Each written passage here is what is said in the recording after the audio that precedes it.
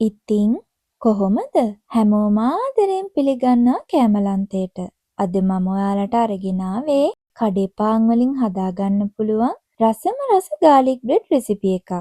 එහෙනම් අපි බලමු අවශ්‍ය කරන ඉන්ග්‍රීඩියන්ට්ස් මොනවද කියලා.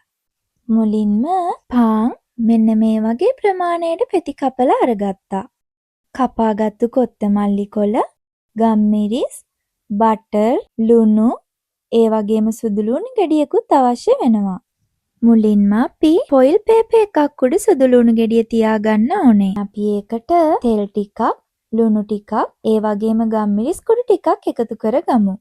දැන් අපි සුදු ලුණු ගෙඩිය ෆොයිල් පේපර් එකෙන් හොඳින් ඔතාගෙන සෙල්සියස් අංශක 180ට විනාඩි 15ක් 20ක් වගේ ප්‍රමාණයක් හොඳින් බේක් කරගන්න ඕනේ. දැන් අපි සුදු ලුණු ගෙඩිය පොතු ටික ඉවත් කරගන්න ඕනේ. හොඳින් තැම්බිලා තියෙන නිසා ලේසියෙන් ඉවත් කරගන්න පුළුවන්. දැන් මම භාජනයකට සුදු ලුණු ටික දාගෙන ඒකටම බටර් ග්‍රෑම් 150ක් වගේ එකතු කරගන්නවා. ඒ වගේම චූටියට කපාගත්තු කොත්තමල්ලි කොළ ටිකයි, ගම්මිරිස් කුඩු මේස හැඳි කාලයි, ලුණු කුඩු මේස හැඳි කාලකුත් මම එකතු කරගන්නවා. දැන් මම මේ ටික හොඳින් මික්ස් කරගන්නවා. ඔයාට මේ වෙලාවේ කොත්තමල්ලි කොළ වෙනුවට පාස්ලි කොළ උනත් එකතු කරගන්න පුළුවන්. මේ කොළ වර්ග දෙකම හොයාගන්න බැරි අයට කොළ වර්ග නැතුව උනත් මේ බට එක හදාගන්න පුළුවන්. රසයේ කිසිම අඩුවක් වෙන්නේ නැහැ. දැන් මම කපාගත්තු පාන් වල බටර් එක තවර ගන්නයි හදන්නේ.